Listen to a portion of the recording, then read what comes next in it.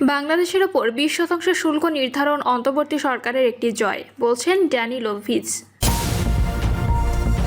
গুলশানে চাঁদাবাজির ঘটনায় গণতান্ত্রিক ছাত্র সংসদের নেতা গ্রেপ্তার। জানাবো সোশ্যাল মিডিয়ায় প্রচারণায় তৃতীয় পক্ষ, আওয়ামী লীগকে ফেরাতে চায় কারা। এবং সর্বশেষ জানাবো প্রভাষক স্ত্রীকে খুন করে থানায় আত্মসমর্পণ স্বামীর। শুনছিলেন সংবাদ শিরোনাম, এবারে বিস্তারিত। প্রভাষক স্ত্রীকে খুন করে থানায় আত্মসমর্পণ স্বামীর। পটুয়াখালীর বাউফলে পরকীয়া সন্দেহে প্রভাষক স্ত্রীকে গলা কেটে হত্যার পর থানায় আত্মসমর্পণ করেছেন স্বামী সরওয়ার হোসেন।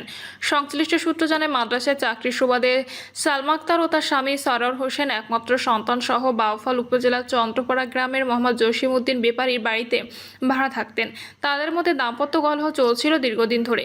বিকেলে ওই কলহের জেরে স্বামী সরওয়ার ঘরে থাকা ধারালো দা দিয়ে স্ত্রীর ঘাড়ে কোপ দেন। ঘটনাস্থলে মারা যান সালমা আক্তার। হত্যাকাণ্ডের পর বাসার দরজা জানালা বন্ধ করে শিশু সন্তানকে নিয়ে পালিয়ে যান সরওয়ার। পরে বৃহস্পতিবার মধ্যরাতে থানায় হাজির হয়ে পুলিশের কাছে সবকিছু স্বীকার করেন তিনি। বাউফল থানার পুলিশ পরিদর্শক আতিকুল ইসলাম জানান, সরওয়ার হোসেন থানায় এসে স্ত্রীকে হত্যার কথা স্বীকার করার পর আমরা সঙ্গে সঙ্গে ঘটনাস্থলে গিয়ে লাশ এবং হত্যাকাণ্ডে ব্যবহৃত দা উদ্ধার করি, আর শিশুটিকেও পুলিশ হেফাজতে নিই। বাউফল থানার পুলিশ পরিদর্শক আতিকুল ইসলাম জানান, সরওয়ার হোসেন থানায় এসে স্ত্রীকে হত্যার কথা স্বীকার করার পর আমরা সঙ্গে সঙ্গে ঘটনাস্থলে গিয়ে লাশ এবং হত্যাকাণ্ডে ব্যবহৃত দা উদ্ধার করি, আর শিশুটিকেও পুলিশ হেফাজতে নিই। প্রিয় দর্শক, এই ছিল এখনকার সর্বশেষ সংবাদ। আপডেট সব সংবাদ পেতে চ্যানেলটি সাবস্ক্রাইব করে বেল আইকনটি ক্লিক করে রাখুন।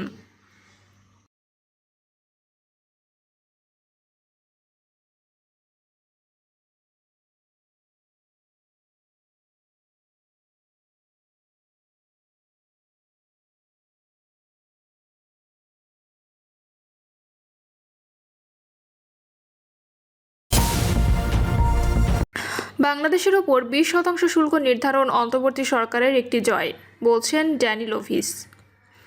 বাংলাদেশের উপর যুক্তরাষ্ট্রের 20% শুল্ক হার নির্ধারণের ঘোষণা অন্তর্বর্তী সরকারের আলোচনায় পদ্ধতির একটি জয়, এ মন্তব্য করেছেন বাংলাদেশে যুক্তরাষ্ট্রের সাবেক উপরাষ্ট্রদূত জন এফ ড্যানি লোভিজ। সামাজিক যোগাযোগ মাধ্যম এক্সে দেওয়া এক পোস্টে তিনি একথা জানান। শুল্ক নিয়ে হোয়াইট হাউসের ঘোষণার পর বাংলাদেশ সময় শুক্রবার ভোরে ওই পোস্টে তিনি লেখেন, শুল্ক কমিয়ে চুক্তিটি চূড়ান্ত করতে ওয়াশিংটনে যুক্তরাষ্ট্রের বাণিজ্য প্রতিনিধিদের সঙ্গে গত 4 মাস ধরে আলোচনার মধ্যে এর প্রধান আলোচক ডক্টর খলিলুর রহমান বিভিন্ন দিক থেকে নানা আক্রমণের মুখোমুখি হয়েছেন। তিনি বলেন, এখন যেহেতু এই আলোচনা বাংলাদেশ ও যুক্তরাষ্ট্র উভয়ের জন্য ইতিবাচক ফলাফল বয়ে এনেছে, আমি আশা করি সমালোচকরা তাদের ভুল স্বীকার করবে। জন অফ ড্যানি লোভিজ লেখক, জুলাই সনদের অগ্রগতি, নির্বাচনের তারিখ ঘোষণা এবং শুল্কের বিষয়ে ইতিবাচক খবরের সঙ্গে যারা বাংলাদেশের স্বার্থকে গুরুত্ব দেন তাদের জন্য এটি একটি ভালো সপ্তাহ। গুলশানে চাঁদাবাজির ঘটনায় গণতান্ত্রিক ছাত্র সংসদের নেতা গ্রেপ্তার। গুলশানে 50 লাখ টাকা চাঁদাবাজির মামলায় গণতান্ত্রিক ছাত্র সংসদের যুগ্ম আহ্বায়ক জানে আলম অপুকে রাজধানীর ওয়ারি এলাকা থেকে গ্রেপ্তার করেছে মহানগর গোয়েন্দা পুলিশ। তিনি জানান, মোটা অঙ্কের চাঁদা দাবির অভিযোগে তার বিরুদ্ধে মামলা দায়ের করা হয়। রাতে অভিযান চালিয়ে তাকে গ্রেপ্তার করা হয়। বিস্তারিত পরে জানানো হবে। সোশ্যাল মিডিয়ায় প্রচারণায় তৃতীয় পক্ষ, আওয়ামী লীগকে ফেরাতে চায় কারা। ভারতে পলাতক মাফিয়া নেত্রী শেখ হাসিনার নেতৃত্বাধীন সরকারের বাণিজ্য মন্ত্রী ছিলেন টিপু মুন্সি। বর্তমান কারাগারে এই টিপু মুন্সিকে ঘিরে রংপুরে গড়ে উঠেছিল বিশাল নেটওয়ার্ক। আওয়ামী লীগের শাসনামলে তারাই থানা, উপজেলা পরিষদ, শিক্ষা প্রতিষ্ঠান, ঠিকাদারি, চাঁদাবাজি, ব্যবসা বাণিজ্য সবকিছু নিয়ন্ত্রণ করত। তাদের বেশিরভাগই উপজেলা পর্যায়ে আওয়ামী লীগ, যুবলীগ, ছাত্রলীগের সাথে যুক্ত ছিলেন। 2024 সালে আওয়ামী লীগ ক্ষমতাচ্যুত শেখ হাসিনা পালানোর পর টিপু মুন্সি সহ কয়েকজন নেতা গ্রেপ্তার হন। একসময় দুর্দান্ত প্রতাপশালী নেতা ও ব্যবসায়ী নেতারা পর্দার আড়ালে চলে যান।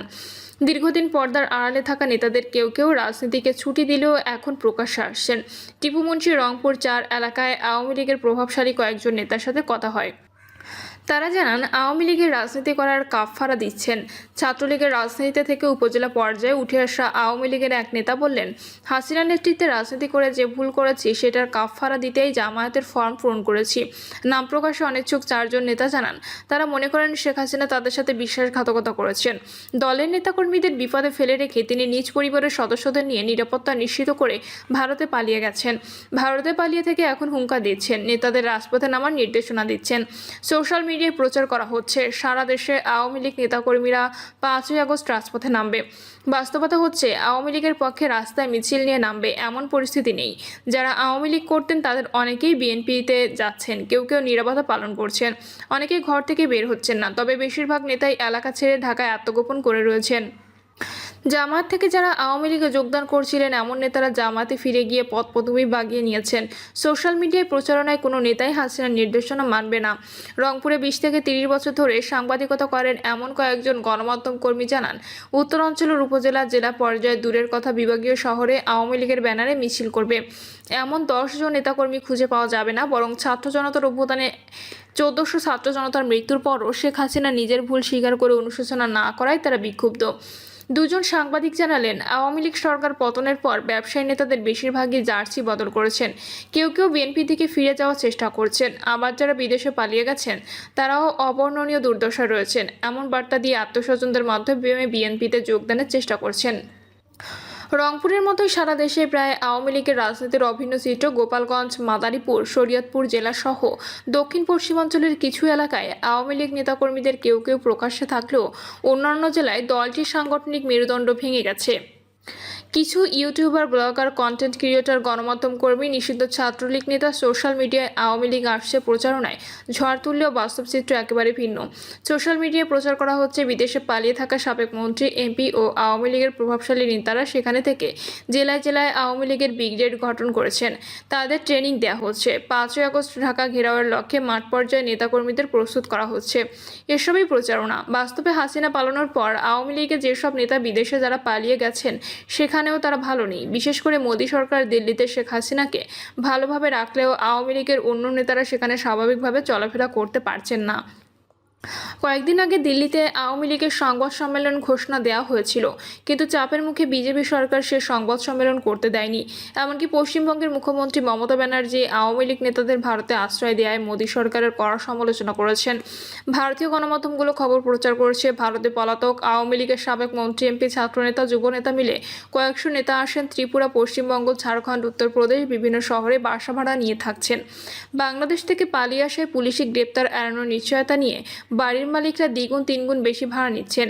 গণভবনে শেখ হাসিনার একসময় এপিএস ছিলেন, পরবর্তীতে এমপি হন এমন একজন বিদেশ পালানো সাবেক এমপি সম্প্রতি পরিচিত গণমাধ্যম কর্মীকে ফোন করেছিলেন। তিনি জানান, টাকা পয়সার সমস্যা না হলেও বিদেশে যারা পালিয়েছেন তারা খুবই খারাপ অবস্থায় রয়েছেন। কেউ কেউ এমন পরিস্থিতির জন্য হাসিনাকে দায়ী করেছেন, কেউ কেউ বিএনপি ও জামায়াতের সাথে পর্দার আড়ালে সমঝোতা করে দেশে ফেরার চেষ্টা করছেন। আবার অনেকেই মানসিকভাবে ভেঙে পড়েছেন। নাম প্রকাশে ওই নেতা জানান, শেখ হাসিনা সোশ্যাল মিডিয়ার মাধ্যমে দেশে অবস্থানরত নেতাকর্মীদের সংগঠিত হওয়ার নির্দেশনা দিলেও বাস্তবতা ভিন্ন। পলাতক নেতাদের বেশিরভাগই আওয়ামী লীগের রাজনীতি করবেন না এমন বক্তব্য দিচ্ছেন এবং হাসিনার প্রতি ক্ষোভ প্রকাশ করেছেন। সোশ্যাল মিডিয়ায় যেসব প্রচারণা হচ্ছে আওয়ামী লীগ 5ই আগস্ট ঘিরে সংগঠিত হচ্ছে, এসব ফেক প্রচারণা। ওইসব প্রচারণার সঙ্গে বিদেশে থাকা আওয়ামী লীগ নেতাদের সম্পর্ক নেই। উত্তরাঞ্চলের একটি আসনের এমপি ছিলেন, বর্তমানে আসামে বাসা ভাড়া নিয়ে থাকছেন এমন একজন আওয়ামী লীগ নেতা একজন সাংবাদিককে জানান, তিনি মনে করেন আওয়ামী লীগ অন্তর্বর্তী সরকারের বিরুদ্ধে আন্দোলন গড়ে তুলবে এমন প্রচারণা সোশ্যাল মিডিয়ায় তৃতীয় কোনো পক্ষ ছড়াতে পারে। রাজনৈতিক কৌশলের কারণে তারা এমনটি ছড়াতে পারে, কারণ জাতিসংঘের তদন্তে 1400 মানুষকে হত্যা করে শেখ হাসিনা পালিয়েছেন। তার বিরুদ্ধে হত্যা ও দুর্নীতির কয়েকটি মামলায় বিচার দ্রুত গতিতে চলছে। রাজনৈতিক কৌশলের কারণে তারা এমনটি ছড়াতে পারে, কারণ জাতিসংঘের তদন্তে 1400 মানুষকে হত্যা করে শেখ হাসিনা পালিয়েছে। তার বিরুদ্ধে হত্যা ও দুর্নীতির কয়েকটি মামলায় বিচার দ্রুত গতিতে চলছে।